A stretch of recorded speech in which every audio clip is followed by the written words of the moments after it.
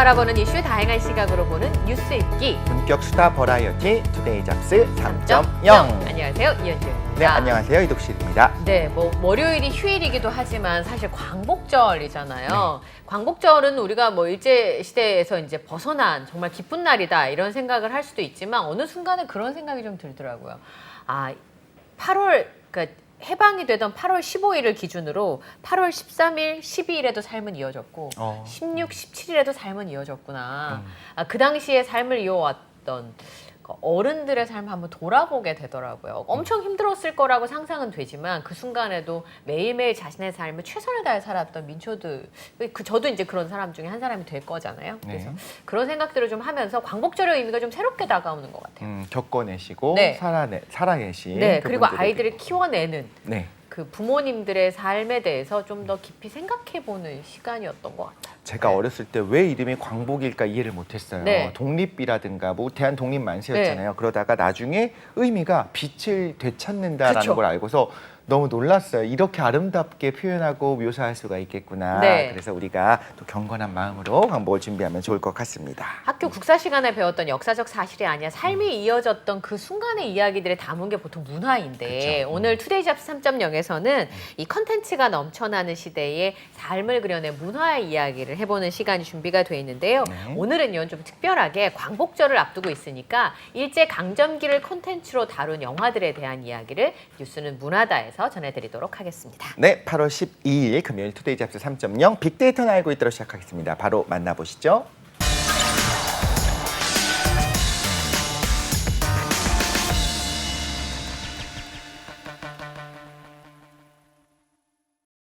네, 따끈따끈한 시사 이슈를 파헤쳐보는 얼리버드 시사 이슈 빅데이터는 알고 있다 함께 하시겠습니다. 네, 매일 보고 봐도 또 보고 싶은 분이죠. 바로 이데일리의 김성훈 기자님 나와 계십니다. 어서 오십시오. 네, 안녕하세요.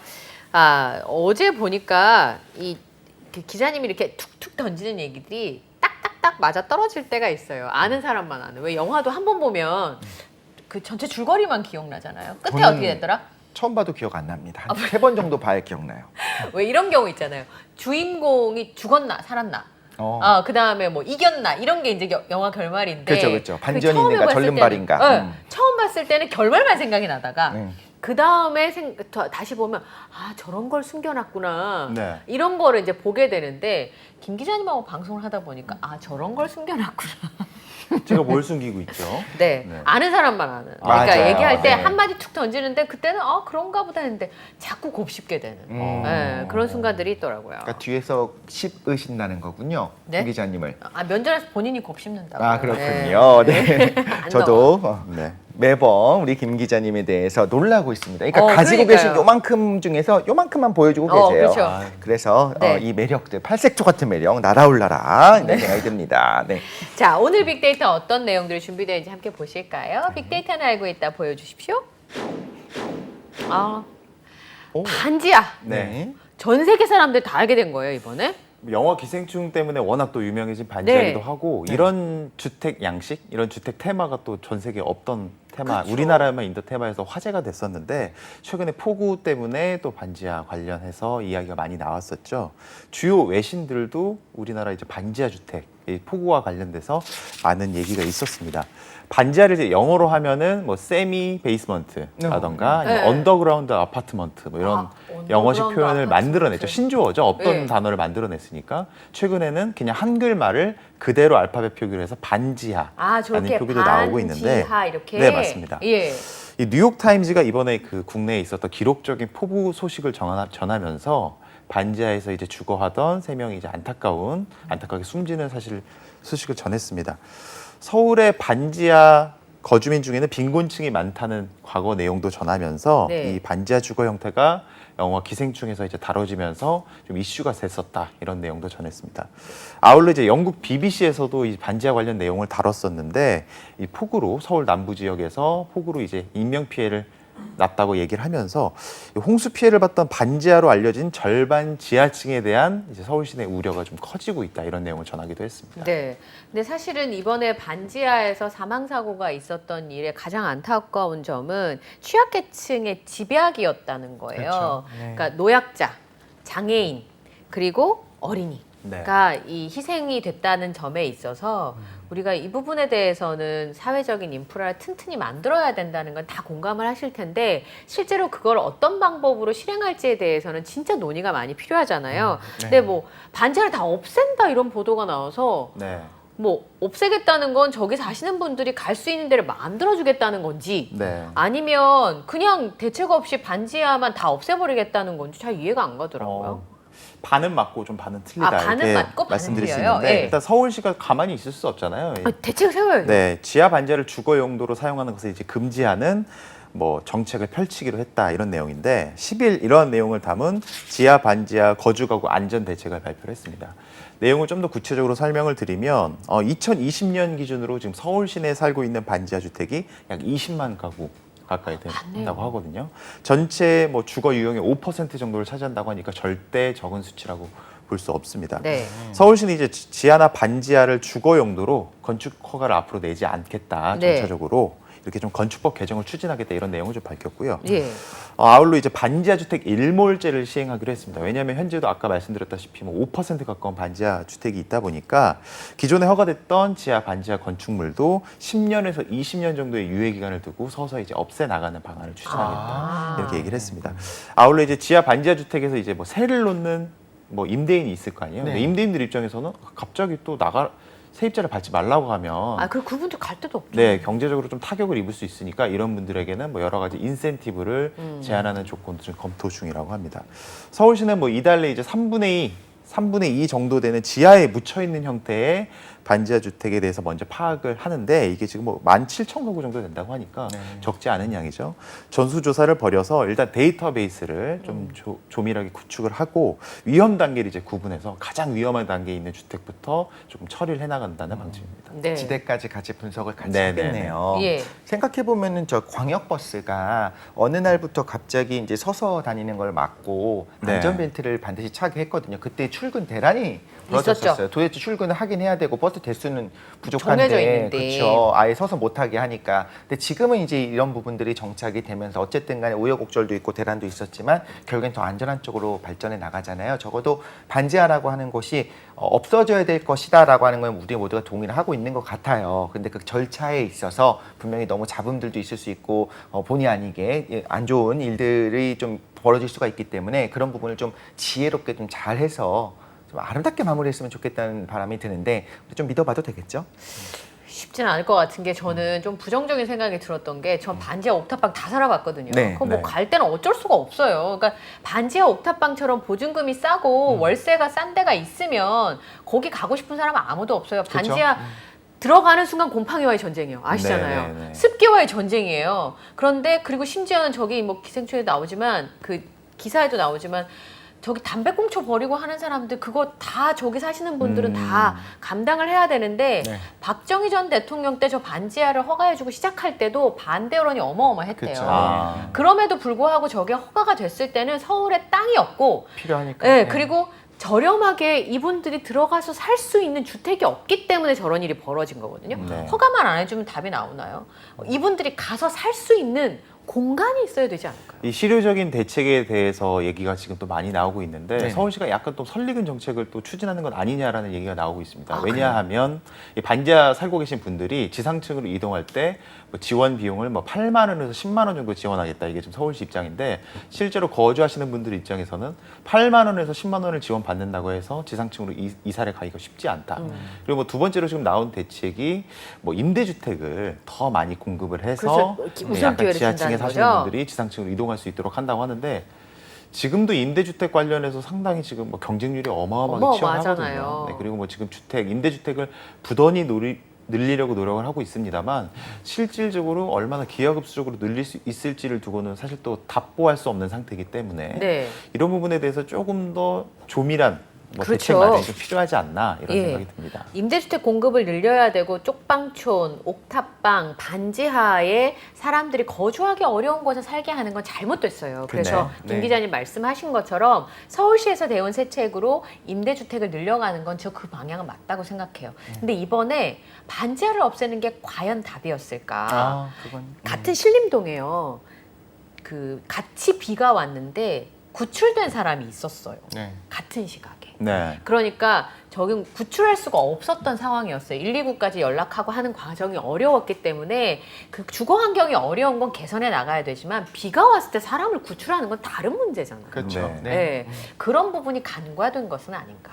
네. 의인 몇 명의 그 착한 마음에 기대서 이렇게 지나갈 것이 아니라 시스템을 수해가 났을 때 사람을 중요하죠. 구출할 수 30분이라는 시간이 있었잖아요. 네. 그 시간 동안 저 방범창을 뜯고 사람을 구출해낼 수 있는 방법을 찾는 게 훨씬 더 빠른 방법이 아닐까. 그렇죠. 재산 피해도 매년 이제 홍수 때문에 이제 그러니까요. 특히 반지하는 이런 재산 피해도 나지만 제일 중요한 건 결국 인명인데. 그렇죠. 네. 강남에도 차수막 그 물막이 한 그 네. 빌딩은 말짱하던데요. 네. 비가 그렇게 많이 왔는데 거기는 물이 안 찼더라고요. 주거 환경상으로 어쨌든 반지하가 없어야 되는 건 우리 모두 동의하지만 동의하죠. 지금 이 부분에서의 문제는 반지하냐 아니냐라기보다는 그렇죠. 좀 시스템적인 부분에서 보완한 게 더 필요하다. 그럼요. 네, 공감합니다. 그리고 이제 거기서 곰팡이 있는 상황에서 사람들이 살았을 때 뭐 의료적으로 문제가 된다면 쉽게 저렴하게 치료받을 수 있는 기회를 준다든지 네. 뭐 그렇게 하면서 저희를 해야지 뭐 지연은 허가 안 해주고 가실 데가 없어요. 그러니까 월세를 서울에서 25만 원 내고 갈 수 있는 데가 몇 군데 되겠어요. 그렇습니다. 네. 제가 너무 흥분했네요. 죄송합니다. 아닙니다. 자, 다음 네. 키워드 보도록 하겠습니다. 네. 다음 키워드 너무 오래도록 거슬러 가는 거 아니에요? 선사시대 아니에요? 고인돌이면? 네. 굉장히 고인돌. 오래전에 청동기 시대. 네. 청동기 시대예요? 네. 너무 정확하게 올라가는데? 잘 알고 계셔가지고 네.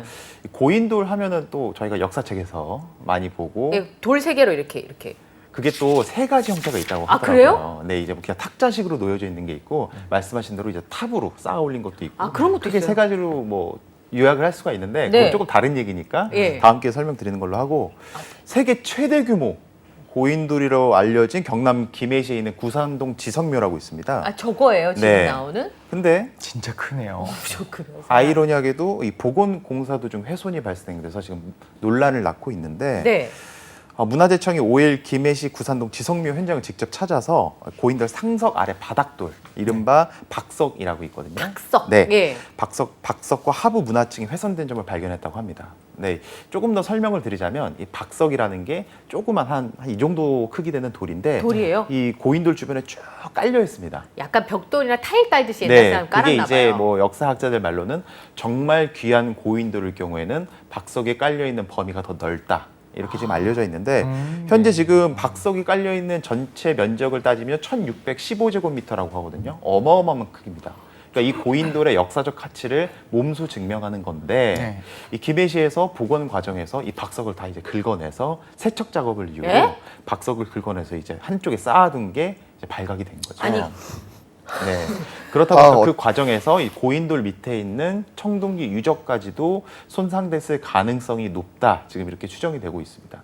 현재는 지금 아예 뭐 그 현장 자체가 아예 모든 작업을 정지한 상태고 이런 부분에 관련해서 지금 일처리가 어떻게 이루어지고 있는지에 대해서 얘기가 많이 나오고 있는 상황입니다. 모나리자 가져다가 눈썹 없네. 그 눈썹 그린 거잖아요. 그러니까 좋은 의미로 했다고 하겠지만 아니 너무 당황스러운 게 지금 학생들한테 중학생들한테만 가서 물어보더라도 유적을 발견했어 이거 좀 복원을 할 필요가 있으니까 뜯어다가 깨끗하게 수세미로 잘 씻어가지고? 닦아가지고 옆에다가 잘 말리게 쌓아놓자라고 하는 거는 훼손일까 아닐까 하면은 99%가 답을 안 할 겁니다. 네. 뭔가 이상해서 너무 상식이 아니어서 그러니까요. 어떤 느낌까지 드냐면 뭔가 지금 가리려고 하나? 이전에 어떤 훼손이 있었던 거를 어이쿠야 우리가 실수했네라고 하려고 하는 게 아닌가라는 생각이 들 정도로 이건 물론 너무 나간 생각입니다만 네. 너무 비상식적이지 않나라는 생각이 들어요.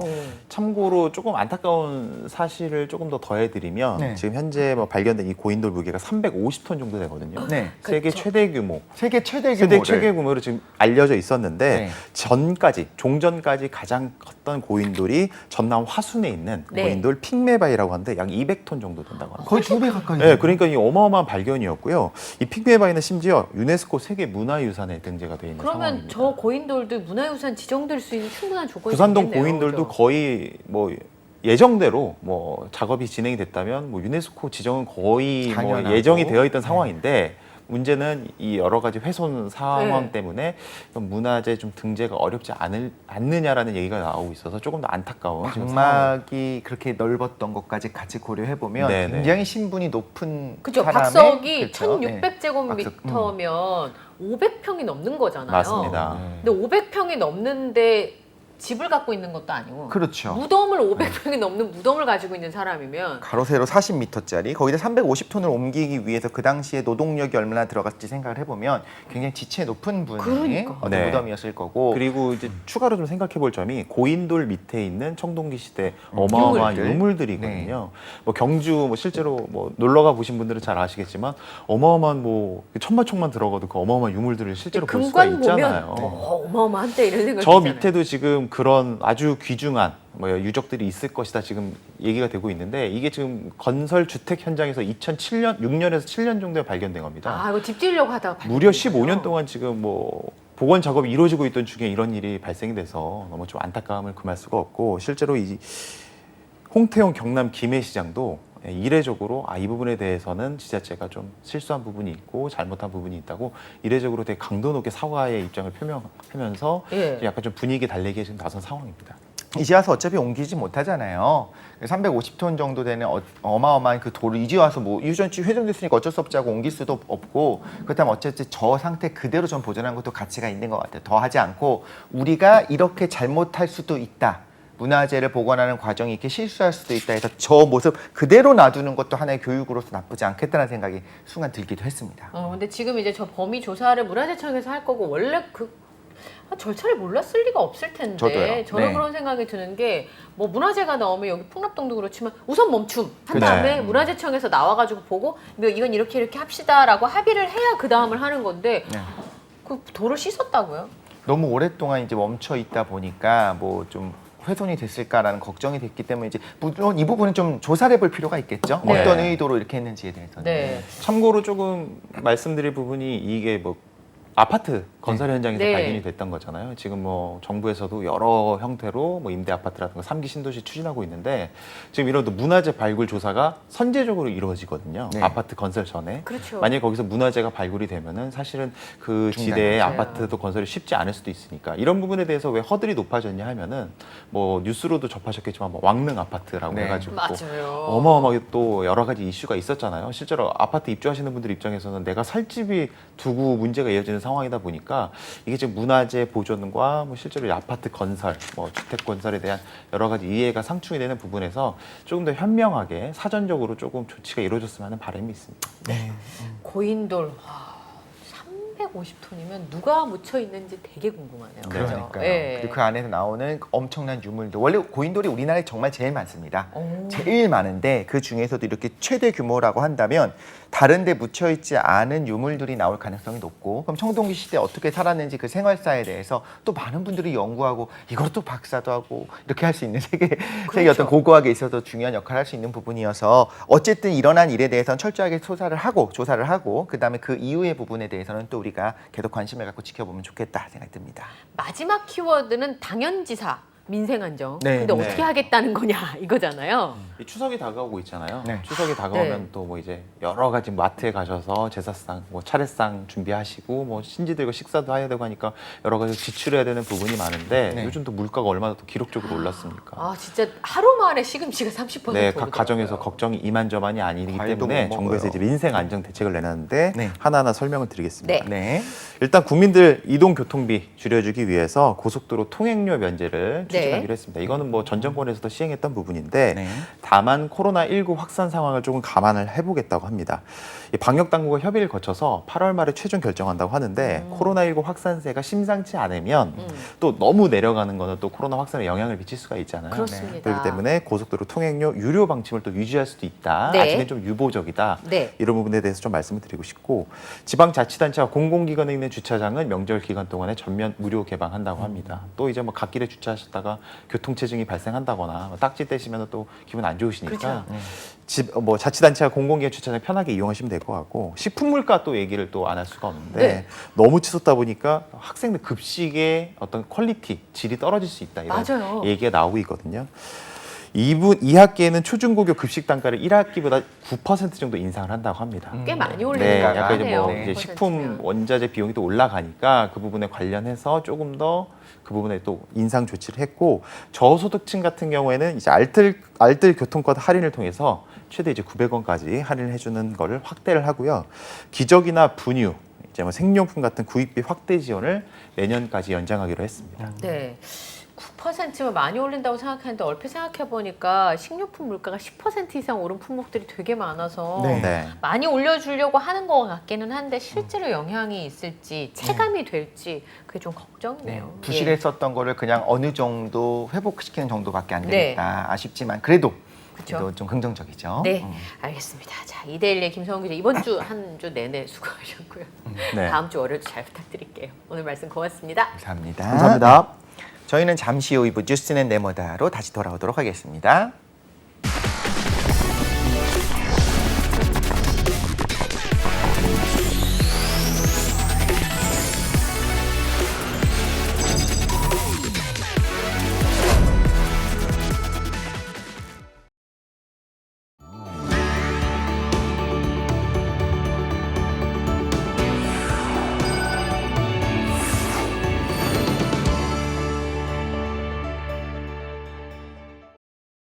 네, 뉴스 읽기로 시작해서 어디로 튈지 모르는 요절복통 도미노 토크 뉴스는 네모다. 오늘은 뉴스는 문화다로 함께하겠습니다. 네, 이 시간 함께해 주실 분 소개해드리도록 하겠습니다. 강남대학교 글로벌 문화학부의 우리 강유정 교수님 오늘도 나와 계십니다. 어서 오세요. 네, 안녕하세요. 네.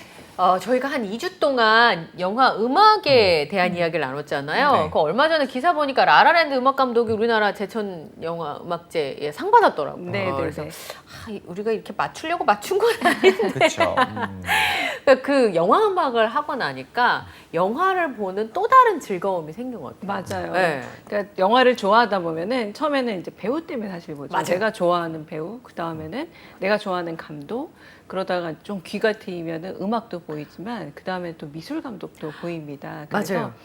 저 감독이 미술 감독이 한 작품은 언제나 좀 약간 훨씬 좀 세련된 네. 가령 시대극을 보여주더라도 좀 다른 시대극을 보여주더라 이렇게 가다가 좀 더 보게 되면 이제 의상 감독도 보여서 특정한 의상 감독이 꼭 들어가 있는 영화는 반드시 챙겨보게 된다거나 이렇게 하나씩 조금 더 세밀화되는데 가장 그래도 좀 보편적으로 우리가 이렇게 즐길 수 있는 세부 분야가 바로 음악 아닐까 싶어요. 네. 그리고 한국 사람들이 음악을 진짜 좋아하는 것 그런 것 같아요. 같아요. 그래서 다양하게 들으시기도 하고 잘 부르기도 하고 맞아요. 다들 가수신 것 같아요. 네. 너무 노래 잘 부르는 분들이 많아서 오디션 프로그램이 저거 이제 그만하겠지 이런 생각이 들어도 계속하는 걸 보면 제아의 고수가 너무 너무 많죠. 많고요. 그리고 진짜 그런 오디션까지 안 나오시더라도 소위 노래방만 가더라도 맞아요. 왜 이렇게 다들 노래를 잘하시고 나만의 소위 말하는 우리 18번이라고 그러잖아요. 애창곡. 18번 하나 정도 없는 분이라면 좀 약간 부끄러워질 정도로 맞습니다. 네네 예. 다들 노래 하나 좀 일가견이 있으신 거 아닌가 싶어요. 그 무대 매너가 다 독특하잖아요.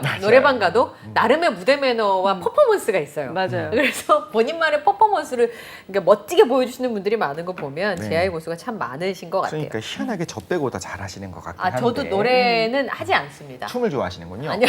다음번에 춤을 한번 제가 잘 네, 시켜보도록 저는 듣는 걸 하겠습니다. 좋아해요. 네네. 네. 이런 분 이렇게 빼면 좀 되게 재미없는데 그렇죠? 그러니까 시키지 말라고요. 시키지 말라고요. 감상을 잘하시는 거죠. 예. 우리 교수님을 항상 만나는 분들이 기다리신 분들이 좋아하는 이유 중에 하나가 금요일이 아닙니까? 그렇죠. 맞아요. 금요일은 우리 강유진 교수님과 함께 하는데 월요일, 오늘 월요일은 좀 기대가 됩니다. 8월 15일 바로 광복절인 거고요.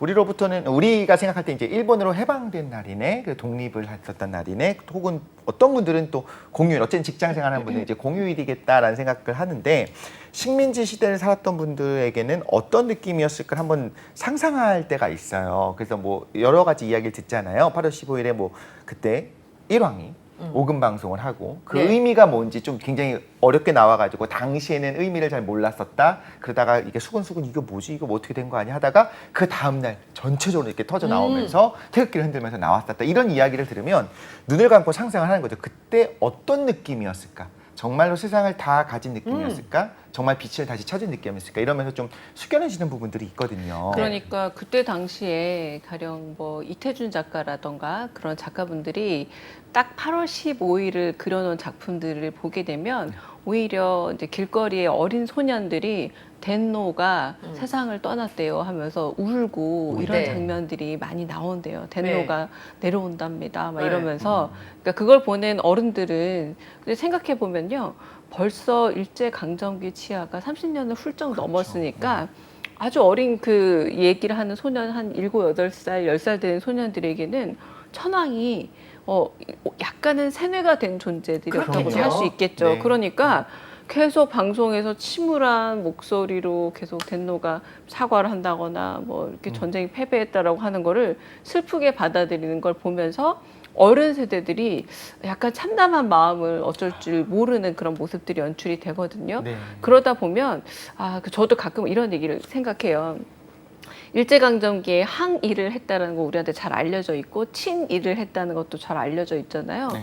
근데 중간 정도의 부외가 있었다고 하더라고요. 그러니까 외에 붙는 거라고 합니다. 아. 그러니까 적극적으로 일본을 도와준 우리한테 네. 머릿속에 남아있는 일사오적 이런 사람들이 친일이었고 적극적으로 안중근 뭐 의사라던가 아예 반대쪽에서 우리의 독립을 위해서 움직인 사람이 있다면 그러니까 좀 제가 좀 엄격해지는 게 그때 일본어로 얘기하지 않으면 쌀을 주지 않는다라거나 일본식의 사고를 하지 않으면 학교를 다닐 수 없다거나 창씨 개명을 하지 못하면 학교를 다닐 수 없었던 네. 이런 상황들을 보게 되면 만약 내가 한 30년 이상 네. 일제 강점기에 처해 있고 그랬다면 그런 자잘한 어떤 외에 붙는 행동들을 정말 끝까지 안 할 수 안할수 있었을까? 있을까라는 생각이 들면서 그럴수록 더더욱 항일 투사나 지사들이 얼마나 대단한 사람인가를 다시 느끼게 되는 거예요. 저희 네. 지금도 살면서 조금이라도 약간 위협이나 불편이 주어지면 좀 사람이 되게 나약해지고 작아지잖아요. 그래서 참 그때는 어땠을까라는 생각이 들면 좀 정말 경험해지고 대단한 분들이었다라고 존중하게 되는, 존경하게 되는 그런 상황 아닌가 싶습니다. 인간의 본성이 다 드러나지 않겠습니까? 그런 극한 상황이 그러니까요. 오게 되면 과연 나는 어떤 선택을 할 수 있었을까? 그러니까 유관순 열사처럼 그렇게 극한의 고문을 받으면서도 나를 지킬 수 있었을까? 심지어 10대 소녀가 이런 그러니까요. 생각들을 이제 해보게 되는 게 그게 영화 때문인 것 같아요. 맞습니다. 그러니까 이게 글로 배우잖아요, 역사를. 그러니까 그 시기에 살아보지 않았는데 영화나 아니면 연극은 굉장히 입체적으로 사람이 가지고 있는 여러 가지 본성들을 맞습니다. 보여주기 때문에 이 일제강점기를 다룬 영화들이나 이 다양한 시각들이 굉장히 필요하다는 생각이 좀 들었었어요. 네. 얼마 전에 김훈 작가가 안중근 네, 의사에 네. 관련된 소설을 발표를 하면서 나는 안중근이라고 하는 이 말씀하신 항일 열사를 그리고 싶었던 게 아니라 그의 청춘을 얘기하고 싶었다. 안중근 의사에게도 젊은 날과 꿈과 청춘이 있었겠구나 라는 생각을 하게 되더라고요. 맞아요. 아마 그게 가능했던 게 이런 그 컨텐츠가 아니었을까라는 네. 생각이 드는데 그러게요. 일제강점기를 다룬 컨텐츠는 어떤 의미가 있을까요? 아마 근데 제가 어렸을 때만 하더라도 일제 강점기를 그리는 여러 이제 영상 컨텐츠들이 죄송합니다. 일본 놈들은 늘 코스염을 요렇게 맞아요. 네. 안경도 만들고 이렇게 너는 지금 항일운동 중입니까? 이러면서 중입니까? 하면서 한국 배우들이 네. 맞아요. 어색하게 뭐 무니까 쓰니까 하면서 일본어 어투를 사용하면서 아주 단선적으로 그러니까 조금 못생기거나 과격하게 생기거나 못됐고. 얼굴에 흉터가 있는 사람은 일본인 그리고 그와 반대로 잘생기고 늘 고문 장면에서 이제 괴롭힘을 당하는 쪽은 한국인의 어떤 항일 열사들 의사들 이렇게 그려졌는데 그게 생각보다 아주 오랜 시절 과거의 이야기는 아닙니다. 거의 제가 뭐 성인이 될 때까지 맞아요. 그랬던 거의 것 같아요. 성인이 돼서 90년대 초까지만 해도 좀 이렇게 단면적으로, 평면적으로 그려진 이야기들이 많았다면 점차 그 시절을 좀 다양하게 그려내기 시작하는 건 사실은 1920, 30년대 경성시대를 좀 다시 보자라는 흐름이 좀 생기면서 아닐까 싶어요. 그래서 그때 당시에 가령 그래도 사랑하고 그래도 뭔가를 다른 꿈을 꾸던 사람들이 있었다라던가 제가 기억에 남는 건 고인이 대신 이제 임성민 배우가 나왔던 사회참여 같은 경우도 네. 윤심덕과 김우진이라는 그 당시의 문학의 아이콘이었거든요. 윤심덕 같은 경우는 소프라노, 한국 최초의 소프라노였고 김우진 같은 경우는 정말 한국에서 내노라 하는 4대 가문 중에 하나였지만 희곡을 쓰기 위해서 이제 현대극을 하던 희곡 그 연출가이자 작가였는데 이 두 사람의 사랑이 세계의 로맨스가 되기도 하면서 기억나시죠? 현해탄을 건너다라는 네, 표현이 맞아요. 있잖아요. 현해탄을 건너면서 굉장한 정사라고 부르죠. 이렇게 사랑했지만 이루지 못한 사랑으로 결국은 목숨을 그렇게 바다에 던지는 것을 끝낸 사랑으로 유명했는데 그때 당시 제가 충격을 받았던 게 아니 일제강점기에 저렇게 예쁜 양산과 일산을 네. 쓰고 저렇게 세련된 헤어스타일에 그리고 저렇게 아름다운 노래를 불렀던 말인가?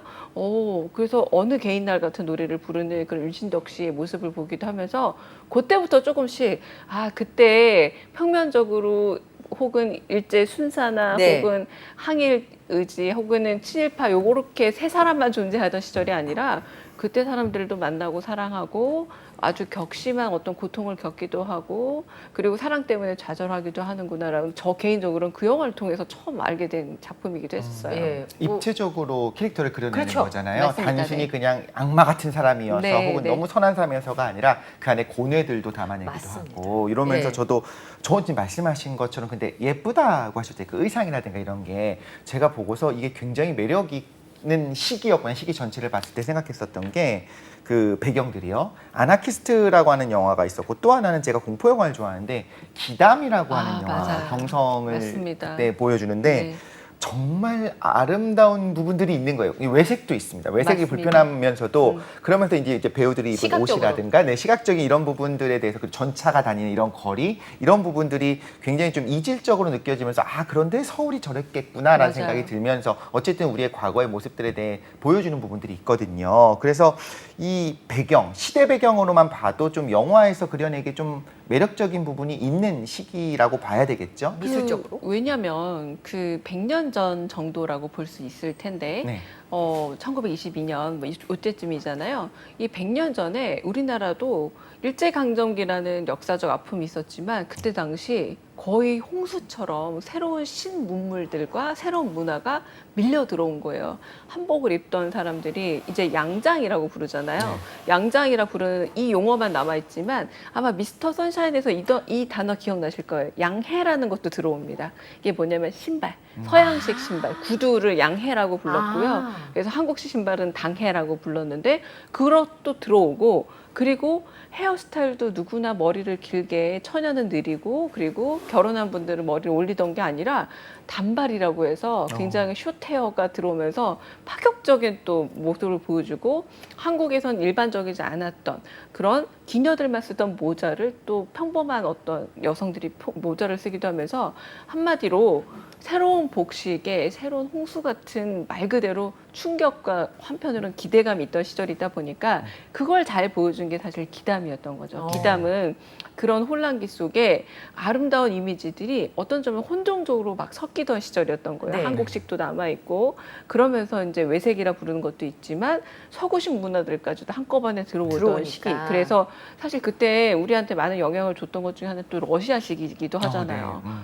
뭐 우리 지금도 알고 있지만 뭐 그때 굉장히 여러 이제 열강들 사이에 있었으니까요. 뭐 청나라의 양식이라든가 이런 다 다양한 들어오는 것들이 거잖아요. 들어오면서 네. 보니까 그 당시 한국 그 조선이 대단한 멜팅팟이었더라고요. 그래서 훨씬 세련되고 지금보다 훨씬 진보적인 이야기들을 많이 하고 그렇죠. 네. 그래서 좀 깜짝깜짝 놀랄 때도 있는데 그래서 모던 걸이라고 해서 이게 모단걸이 모던한 여성이기도 했지만 머리가 짧은 여성도 표현을 같이 했대요. 모단거를 이게 그게 그러니까 중음이 된 중의적이네요. 거죠. 네. 네, 그래서 모던을 한국어처럼 음차하기도 했지만 하필 모던 걸들이 다 짧은 머리를 했기 때문에 그래서 그런 어떤 분위기를 생각해 보면 지금 돌이켜 보면 굉장히 그때 당시에 아주 핫 이슈가 많았던 시절이구나를 보여주는 기담이기도 하고요. 그래서 그때 당시를 보여준 영화는 이제 정지우 감독의 모던 보이에서 네. 김혜수 씨가 정말 네. 모단 걸로 머리 짧게 해서 나와서 아름다운 그 당시의 모습을 보여주기도 하지 않습니까? 그러니까 지금 우리 생각과 달리 굉장히 격정적이고 뜨거웠던 시절이구나라는 걸 알 수 있든 그래서 단순히 일제강점기에 어둠만 있는 것이 아니라 그때도 열심히 살고 다양한 어떤 문화적 충돌을 굉장히 가슴 두근거리며 받아들였던 젊은 세대가 있던 시절이기도 하다는 걸 요 두 영화를 보시면 일단은 아름다워요. 굉장히 네. 아름답다라는 맞아요. 걸 네. 즐기면서 보실 수 있는 작품이 바로 이 두 작품이기도 합니다. 예. 그때 전차가 네. 동양 전체에 있어서도 가장 빠른 시기에 이제 우리나라 서울에 돌아다니고 있었었고 그 에디슨 전기 회사랑 계약을 해서 맞아요. 네. 최초의 그 전기들 네. 있잖아요. 그 발전기를 구매하기도 했었었고 그 자동차와 커피와 이런 것들이 돌아다니던 시기잖아요. 제가 되게 재미있었던 게 예전에 김상욱 교수님이랑 얘기를 하는데 이런 얘기를 하더라고요. 그때 지식인들이 상대성이론 몰랐을 것 같냐. 다 다 알았어요. 소식 들어서 다 알고 있었고 네. 그러니까 과학도 입장에서 우리나라 그때 과학기술은 뭐 부족했던 것처럼 생각하지만 그때 지식인들 모여가지고 토론하고 있었고 벨 에포크 시대에 대한 이야기를 하고 있었었고 그러니까요. 국제정세 얘기하고 있었다. 한국은 그러니까 서울은 특히나 굉장히 세계적인 도시였다 이런 얘기를 하는데 저도 거기 또 공감이 깜짝 많아요. 놀랄 수밖에 없는 게 진짜 말씀하신 것처럼 그때 당시에 거의 번역서가 실시간으로 번역이 돼서 수입이 되는 거예요. 오히려 지금이야 뭐 번역기도 있으니까 그럴 수 있겠다 싶지만 전혀 지금이야 오히려 지식인들이 저 같은 뭐 학자들도 마찬가지지만 열심히 인터넷 검색해서 논문을 찾는다면 그때 당시에는 그런 것도 없었는데 어떻게 이렇게 실시간으로 공유가 되고 유럽에서 가장 핫한 사상과 이론이 네. 바로 넘어오니까 싶었는데 그런 이야기들이 공포영화 이제 기담도 그렇고요. 모던 보이에 보면 굉장히 실시간으로 그렇게 즐기고 있던 사람들의 모습을 볼 수 있다라는 것도 아주 신기한 어떤 경험이 되지 않을까 싶습니다. 네. 그 영화 암살에 보면 백화점이 나오잖아요. 맞아요. 네, 그게 그런 게 있었구나. 맞아요. 서울에 그리고 쌍둥이지만 삶이 저렇게 네. 달라질 수 있구나. 그게 이제 이 사람을 좀 다면적으로 그릴 수 있다라고 하는 부분들이 있을 것 같은데요. 네. 근데 어쨌든 나라가 없었기 때문에 많이 배우면 배울수록 절망이 더 커졌을 것 같은 그랬을 거예요. 것 같아요. 그렇죠. 뭔가를 알게 되면 알게 맞습니다. 될수록 네, 네. 내가 우리나라 조국에서 이거를 공부하고 나라를 발전시킬 수 없었다는 그 고뇌들이 그 절망감이 아마 팽배하지 않았을까라고 상상을 해보게 되는데 근데 이제 아까 말씀하신 것처럼 일본 순사는 이렇게 그리고 그 우리나라의 항일 열사들은 굉장히 단면적으로 그렸던 영화들이 이제 좀 바뀌는 것 같아요. 그러니까 그들도 고뇌가 많고 그 길을 선택할 때까지 수없이 많은 고민들을 맞습니다. 했다라는 부분들 그리고 항일 운동을 하는 방법도 굉장히 다양했던 거예요. 그렇죠. 맞아요. 이제 그게 이제 두 가지로 크게 나뉘는데요. 그러니까 우리가 암살하고 밀정이 이제 1000만이 넘게 된 이유 중에 하나인데 우리는 독립운동가들은 남들은 다 총칼로 싸우지만 한국의 독립운동가들은 다들 평화를 사랑해서 끝까지 총칼을 쥐지 않았을 것 같은 느낌을 좀 많이 우리가 드라마나 영화에서 좀 훈련을 좀 받았다면 이때 당시에 이제 육혈포라고 하죠. 총이라는 게 어쨌든 들어왔고 총을 써서 좀 강한 방식의 이제 독립운동을 하는 사람도 있었다라고 했는데 이게 잘 드러나지 않았어요. 왜냐하면 사실상 우리가 해방 이후에 8.15 이후에 남과 북이 또 사상과 이념으로 나뉘어서 그렇죠. 워낙 격렬한 대립을 하다 보니 그런데 밀정이나 암살에 나왔던 좀 강한 그런 그 독립운동의 노선을 택했던 분들이 또 대부분 또 나중에 북한 쪽에 가시게 된 분들이 많다 보니까 이 역사를 쓰기 위해서는 북한의 체제 속에 들어간 사람들 얘기를 해야만 하고 그러다 보니 이쪽 부분은 그냥 없는 것처럼 괄호에 넣고 빼버렸던 경우죠. 그러니까 그동안 그러다 보니까 그러니까 정치 외교적인 노력을 통해서 독립을 추구했던 쪽에 역사는 남아있지만 그러지 않겠다. 강하게.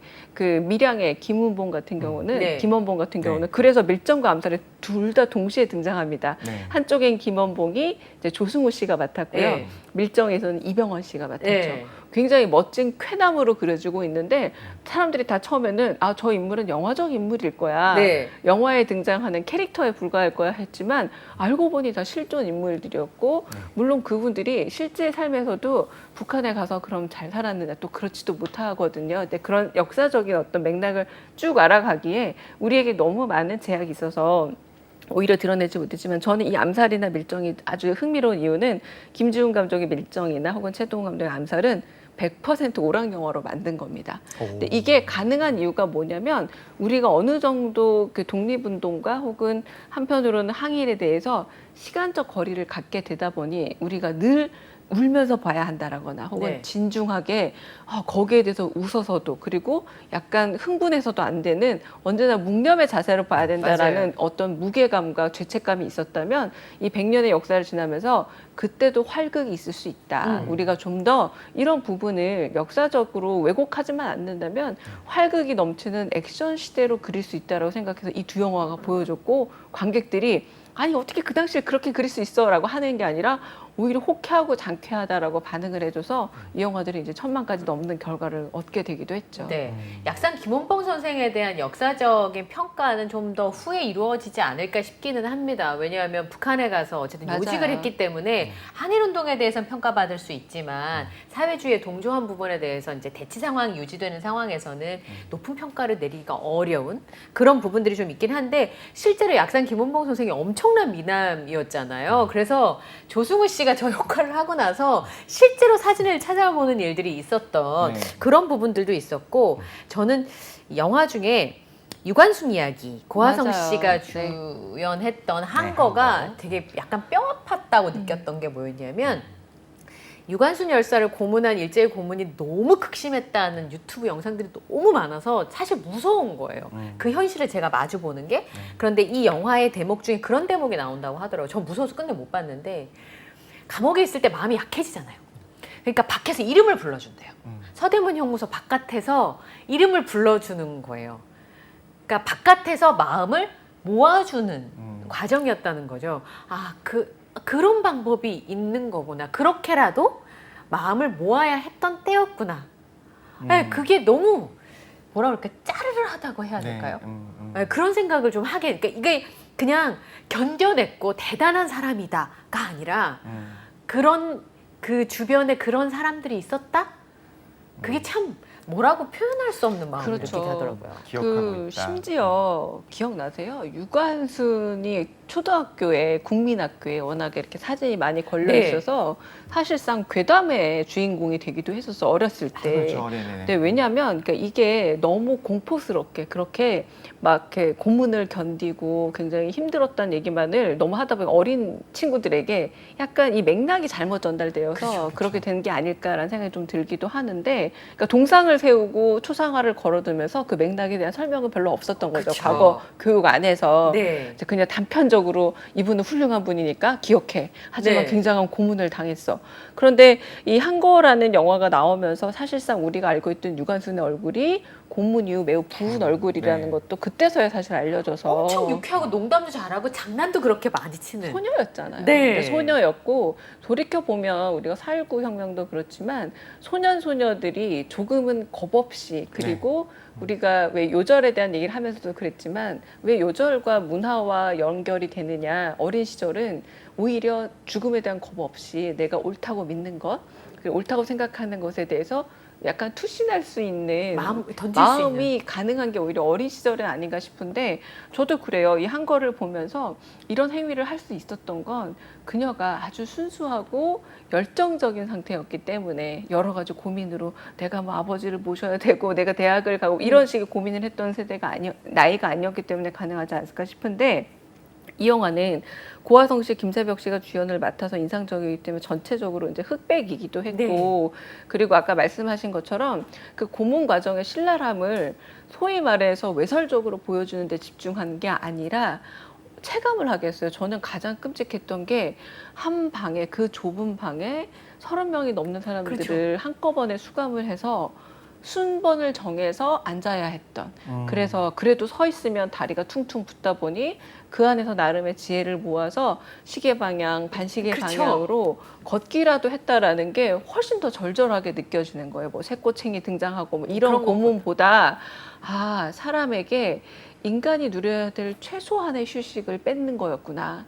그리고 그 수감된 사람들에게조차 인격이 있다라는 걸 말살하는구나.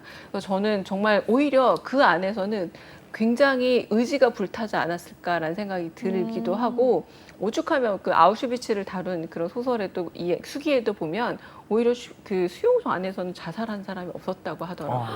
너무나 극심한 상태이다 보니까 되려 더 이제 인격 이하의 그 자기가 그런 마음을 먹겠다라는 생각이 들 만큼 인격적인 고양 상태도 안 됐다라고 얘기하는데 그걸 노렸던 게 아닐까 싶은데, 그럼에도 불구하고 임산부도 있고 여러 환경에서 서로 누군가를 배려하고 이런 모습들을 보자면 아, 저런 사람들이니까 내가 못했던, 평범한 사람들이 못했던 그런 운동을 했던 거구나라는 걸 좀 절절하게 느껴지는 그런 영화이기도 했습니다. 그러니까 성품이 고귀한 거죠. 맞아요. 품격이 있는 거죠. 품격 있고 네. 그 안에서 악다구니를 하기를 원했겠지만 수감을 했던 주체들은 오히려 배려하고 그 안에서 저는 또 여성연대라는 것도 어차피 같은 동성끼리 모일 수밖에 없으니까 그 안에서 연대를 만들어가서 서로를 배려하는 그런 모습들을 보면서 많이 뭉클했던 그런 영화가 바로 이 영화. 마지막에는 꼼짝달싹도 못하고 좀 몸을 움직일 수 없는 상태까지 가지만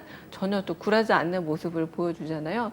우리가 3.1절 뭐 만세운동이 있었다라고 역사적으로 건조하게 기록하고 기억하고 있지만 이런 영화 딱 한 편이라도 보게 되면 야 이게 어떤 거구나라고 말로 설명할 필요 없이 체감되는 듯해요. 네. 체험할 수 있는. 맞습니다. 우리나라 좀 DNA인가 봐요. 제가 과학도로서 이런 얘기하면 안 될 것 같긴 한데 어떤 아 그러네요. 과학도로서 입장을 이런 여러 가지 안 좋은 상황이 일어났을 때 서로 뭐 이렇게 하는 게보다는 오히려 질서를 지키고 약탈 같은 거 없고 네, 더 세워주고 맞아요. 이런 것들은 너무나 많은 역사적 사실로부터 증명된 부분들이 있어서 좀 뿌듯하기도 하고요. 사실 유관순 열사, 그러니까 누나라고 할게요. 왜냐하면 영원한 우리 누나니까 유관순 누나에 대한 이야기를 할 때 이런 비판이 나중에 있었던 것 같아요. 유관순 열사만 생각을 하다 보니까 그 외에 너무나 많은 사실 여성 독립 운동가들이 있었는데 언니 누나들이 네. 있었는데 그렇죠. 근데 오히려 어떤 이 스테레오타입이 생기냐면 여성 독립운동가는 거의 없고 그 중에 하나의 아이콘으로서 유관순 열사를 한 맞아요. 것이 그런 아닐까라는 말도 이야기 있었죠. 있었는데 오히려 이런 영화들을 통해서 또 재조명이 되고 네, 맞습니다. 그 당시에 서대문연구소에 같이 갇혀 있었던 그 수많은 사실 여성 독립운동가들이 평범한, 있었잖아요. 맞아요. 네. 이런 부분들이 우리가 점점 이해의 폭이 넓어져서 영화가 정말 중요하구나 생각을 했는데 또 다른 면에서 이런 생각도 들었어요. 이렇게 격정적인 이런 독립운동이 있었던가 하면 영화 동주 같은 경우에는 맞아요. 오히려 좀 잔잔한, 좀 전혀 다른 느낌으로 좀 다뤘잖아요. 저는 이제 일제강점기를 다루는 데 있어서 이준익 감독을 빼놓을 수 없다라는 네. 생각이 들고 최근에는 그래서 자산어보까지 역사 영화의 한 획을 긋고 계신다는 생각이 들긴 하는데 그 작품 이제 두 개를 좀 같이 얘기를 해보자면 일단 동주는 다들 한국 사람이 가장 사랑하는 시인이래요. 맞아요. 근데 대부분 모르시죠. 동주의 시집이 딱 한 권밖에 없다는 걸 모르고 계시는데 그나마도 이 한 권이 자기가 내가 이렇게 만들겠어라고 만든 게 아니라 유작들을 모아서 친구들이 이 작품집을 낸 거 아닙니까? 네. 근데 이 작품집을 냈을 때 정말 우리가 감동을 받게 되는 건 다름 아니라 시를 쓸 수 없는 상황이었음에도 불구하고 시를 써야만 했던 마음과 그리고 그 시가 그렇게 엄혹한 시절이었는데 너무 아름답고 맑다라는데 많은 분들이 위로도 얻고 위안도 얻고 힘을 얻는 듯해요. 폭력에 길들여지지 않는 거잖아요. 그러니까요. 그러니까. 그럼에도 불구하고 누나를 부르고 하늘을 보고 별을 보고 이러는 것들이 우리가 그렇게 하려고 얼마나 수양을 합니까? 사실 네, 자기 그렇죠. 수양해도 맞아요. 잘 안 되고 비속어가 나오고 네. 뭐 그냥 단말마 같은 욕이 나오고 막 이러는데 네. 그 마음을 유지했던 그 동주의 모습을 우리 잘 알다시피 진짜 8.15가 되기 며칠 전에 세상을 떠나신 또 분이기도 하잖아요. 네. 어쩌면 조금만 더 버텼으면 볼수 다른 있었는데. 세상을 볼 수 있지 않을까라는 게 더 안타까움을 주는데 본인은 어떤 상태인지도 모르고 계속 생체 실험의 대상이 됐다고 하니까요. 네. 계속 뭔가 똑같은 주사약을 주니까 맞았다고 하는데 우리가 일제강점기에 대해서 굉장히 우리가 분노도 하고 한편으로 저항감을 가질 수밖에 없는 게 그 여러 가지 다층적으로 문화적인 것부터 시작해서 그렇죠. 정치 경제적인 수탈에 이르기까지 정말 35년이 넘는 세월 동안 한국을 정말 너무 과도하게 그리고 잔인하게 수탈했던 역사 아닙니까? 그 중에 하나의 역사의 궤를 가면서도 윤동주의 시를 보자면 언제나 맑고 이렇게 된다라는 것 자체가 이제 감동적인 부분이고 동주라는 인물을 통해서 그 당시에 창씨개명이라든가 여러 가지 사태들을 입체적으로 보여준 영화가 바로 이제 동주라면 저는 이제 2017년 박열도 좀 주목해야 된다고 생각을 해요. 굉장히 쇼킹했어요. 왜냐하면 우리의 머릿속에 이런 독립운동가 이미지는 없거든요. 없어요. 네. 그리고 차라리 아까 말씀하신 아나키스트 같은 경우는 멋있게 양복이라도 휘날리면서 상하이에 가서 총을 휘두르는 네. 그런 우리가 알고 있는 게릴라의 어떤 모습이라면 이름도 테러리스트의 세리게 모습이라면 있고. 네. 이 사람은 무정부주의 어쩌면 저게 아닐까라는 생각이 딱 들 정도로 네. 일단 보자면 아마 일본에서 보자면 불량한 조선인으로 딱 이렇게 구분이 돼서 딱 제껴놨을 것 같은 그런 인물이잖아요. 네. 그런데 오히려 그 과정에서 자신의 어떤 한국인으로서 정체성을 좀 보여주고 이것이야말로 너희들을 무너뜨릴 수 있는 방법이다 말하는 게 오히려 이제 굉장히 관료주의 나라라서 규칙이나 예의를 중시하는 것처럼 보이는 그 일본 법정에서 정말 자유로운 활개를 쳤던 이 모습 자체도 대단히 인상적인 영화 두 편, 이 두 편을 네. 모두 이준익 감독이 만들어서 아주 순결하고 소심하고 어떻게 보면 다 아주 그렇게 세심한 독립운동을 보였던 동주와 아주 거침없고 네. 한편으로는 너무 쾌활하다 못해서 좀 너무 무규칙 이종 아니야 싶은 그런 독립운동까지 다룬 이 두 작품이 모두 이준익 감독의 작품입니다. 네. 전 연인이었던 가네코 후미코의 존재 자체가 그러니까요. 그게 너무 쇼킹해가지고 네. 아 그럴 수 있지. 일본인 중에도 이 통치가 잘못됐다고 생각하는 사람이 왜 없겠어. 다 나쁜 사람이야. 맞습니다. 라고 생각했지만 이게 그냥 역사적인 문제라기보다 그냥 인간의 본성과 인권에 관한 문제구나 라는 생각을 진짜 많이 했어요. 맞아요. 그러니까 이 영화도 우리가 모르고 있는 다양한 네. 우리가 요즘에 장애 스펙트럼이라는 말, 자폐 네, 많이 스펙트럼 말은 하잖아요. 됐지만 독립운동도 스펙트럼이 있습니다. 네. 가장 온건한 쪽부터 가장 강렬한 쪽까지 그렇게 보자면 이런 박열이라는 인물들을 꺼내는 것만으로도 영화가 참 큰 역할을 하지 않았나라는 생각이 네. 들어요. 최근에 파친코가 저는 되게 충격적이었던 게 이 과정에 나라를 잃고 지금까지 살았던 자이니치들이 있었구나. 우리는 한국에 살면서 국가를 만들고 경제 성장을 하며 지나왔는데 그들이 이런 일을 여전히 겪고 맞아요. 있었구나. 나는 몰랐구나. 나는 몰랐구나가 더 충격이었던 것 같아요. 파친코. 그러니까요. 그 소설의 첫 문장이 어떻게 네. 딱 시작이 되면 History has failed us, but no matter 이렇게 시작되거든요. 이게 번역이 이번에 바뀌어서 나왔습니다. 역사가 우리를 빼놨지만 상관없다예요. 그러니까 차라리 독립운동가 박열부터 시작해서 유관순이나 이런 인물들은 어딘가 역사책에 기록이 되어 있거든요. 있잖아요. 네. 근데 이 그 소설과 드라마 속에 주인공이라 할 수 있는 선자 같은 인물은 기록에 남질 않아요. 어떤 위험을 당했는지, 왜 어쩌다가 일본까지 흘러 갔는지, 어쩌다가 남편이 항일 운동가로 그렇게 낙인이 찍혀서 세상을 떠났는지를 아무도 기억해주지 않는데, 그래서 이 드라마가 세계적으로 인기를 끌었던 이유는 오히려 아주 소박하고 그리고 역사적 고증을 좀 치밀하게 따라감으로써 복식이라던가, 그래서 보신 분들이 많이 물었대요. 선자라는 캐릭터를 비롯해서 왜 비슷한 여자들은 다 똑같은 옷을 입고 있나요? 라는 질문을 했다고 합니다. 우리가 보기에는 평민들이 입는 한복이라는 게 사실 거기서 거기죠. 그렇죠. 그쵸. 뭐 색깔도 화려하지 않고 맞아요. 소재도 그냥 투박하고. 네. 근데 그걸 통해서 우리가 약간의 킹덤이나 이런 데서 화려하게 잘 알려진 한복의 역사도 있지만 실제 사람들이 입었던 한복의 역사가 다시 전달이 되고 김치를 너무 잘 썰어요. 제가 말하는 잘 썬다는 이 표현이 뭐냐면 정말 김치는 그렇게 머리 윗동부터 썰어서 쪼개야 되거든요. 그렇죠. 이렇게 그렇습니다. 그런 것들이 이제 한국인의 세밀한 삶을 고증해줘서 그러니까요. 오히려 일제강점기에 저렇게 삶이 저렇게 있었구나를 보여줘서 한국인들도 공부하면서 보지만 세계인들도 그 OTT 서비스를 통해서 공부하면서 보는 드라마였다고 합니다. 네. 진짜 우리의 모습을 보여주는 그렇죠. 거잖아요. 네. 그 이전까지 뭐 이런 거 있었잖아요. 한국인으로 나왔는데 뭐 어떤 스테레오타입들도 좀 있었을 맞아요. 것이고 그렇죠. 발음들도 뭐 페이퍼 타올이 여기 네. 있네 여태까지 날 미행한 거야 이러면서 네. 사실 외국 배우가 다 표준어만 쓰기도 하고. 그렇죠. 예, 네. 그런 부분들이 네. 있었는데 오히려 이제 점점 달라지는 부분들이 있고 입체적인 부분을 보여주니까 보는 우리조차 되게 기분 좋았었던, 네, 약간 좀 맞습니다. 신기했었었던, 그리고 또 맞습니다. 네. 반성하게 됐었던 부분이 있었던 것 같아요. 저는 선자 시집 보낼 때 엄마가 쌀밥 맞아요. 해주는 그 장면이 그 친정엄마를 기억하는 사람들한테는 그 시대의 그 엄혹한 시기에도 그 쌀밥을 먹여 보내고 맞아요. 싶은. 그 장면이 왜 감동적이냐면 뭐 일본 안 쓰면 쌀 안 팔겠습니다 이렇게 얘기하지 않아요. 쌀 파는 사람도 한국인이지만 네. 이거 일본인이 찾을 때 1등급 쌀이 없으면 너무 곤란한 거예요.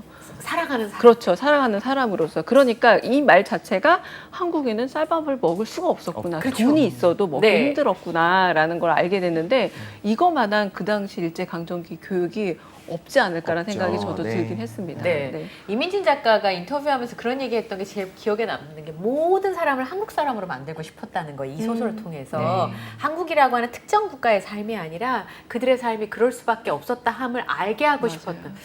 사실 뭐 이게 뭐 애국이라면 애국일 텐데 그 이민진 작가의 그 말이 참 뭐랄까 현실적이라는 느낌. 맞아. 오히려 차갑고 냉정하게 그때 당시를 고스란히 보여주면 훨씬 더 공감이 높아진다라는 그러니까요. 게 맞아요. 이 이민진의 파친코 드라마 파친코를 통해 알려질 수 있는 것 네. 같아요. 그래서 과거에는 좀 왕이라든가 귀족이라든가 오, 맞아요. 유명한 사람들 네. 위주의 역사인 것처럼 느껴졌지만 요즘 역사학회에서 그렇게 하잖아요. 우리 민초들의 삶, 그냥 백성들이 어떻게 평범한, 살았는가가 네. 훨씬 더 우리 관심의 대상이기도 하잖아요. 근데 요게 시간이 없어서 꼭 이거 여쭤보고 싶은 네. 부분들이 있어요. 과거에는 특히 역사를 다룬 영화에 대한 맞아요. 어떤 고증들을 하는데 뭐 사실 궁함도 같은 경우에는 맞습니다. 두 가지 관점이 같이 있어서 또한 뭐가 있냐면 이거 죄송합니다만 흔히 말하는 그 국뽕 있죠. 네. 이렇게 그려내면은 좀 흥행할 거다라는 부분도 있는 것 같고 또한 친일 논란까지 같이 있는 네. 굉장히 독특한 느낌이었었어요. 그러니까 그 영화가 특히 역사를 다룰 때는 네. 감독이 하고 싶은 이야기를 너무 전면화했을 때 늘 문제가 생기는 것 같습니다. 왜냐하면 영화를 아까 모든 사람을 한국인으로 만들고 싶다라는 말은 사실 이민진 작가가 이건 옳다 그르다 선자는 뭐 옳다라던가 내지는 그렇지 않은 사람은 나쁘다라고 절대 얘기하지 않고 그냥 보여주거든요. 네. 근데 보여주면 생각보다 사람들은 다 비슷하게 상식적이라서 옳은 판단을 내린다는 거죠. 그런데 군함도 같은 경우에 미리 너무 설정을 해두고 네. 가령 뭐 친일파의 전형적인 모습을 보여준다라거나 내지는 일제강점기에서 괴롭힘을 당하는 사람들의 모습을 보여주는데 그럼 더 흥분해야 되는데 왜 하지 않느냐? 답을 너무 미리 정해놓고 보여주다 보니 그치. 네. 그렇다면 관객들이 어떤 생각을 하냐면 내가 뭐 애도 아니고 어, 뭘 이렇게 그럼요. 자꾸 가르치려 들어라는 생각이 들기 마련이라서 네. 많은 감독들이 어느 한순간 한 번쯤은 이런 실수를 저지른 듯해요. 내가 하는 얘기가 옳기도 하니까 너무 이 얘기를 전하고 싶다. 그러다 보니 사실과 조금 달라지기도 하는 겁니다. 아. 왜곡도 그래서 생기는 건 이 정도는 나는 할 수 있다고 아. 생각해라고 하지만 네. 그 순간 왜곡 문제가 생기고 사람들이 좀 차갑게 식는다는 거 꼭 말씀을 좀 드리고 싶어요. 되게 명쾌한 그러니까요. 해설이었어요. 네. 살짝만 넘어가게 되면 오히려 확 넘어갈 수 있다라고 네. 하는 거. 네. 저희가 사실 더 많은 내용을 준비했지만 오늘은 여기까지만 네. 이야기를 같이 나눠볼 수 있을 것 같습니다. 지금까지 뉴스는 문화다. 우리 강남대 강유준 교수님과 함께했습니다. 오늘 함께해 주셔서 감사합니다. 네, 감사합니다. 고맙습니다. 저희는 다음 주 이 시간에 다시 찾아뵙겠습니다. 네, 다음 시간에 또 만나요. 안녕.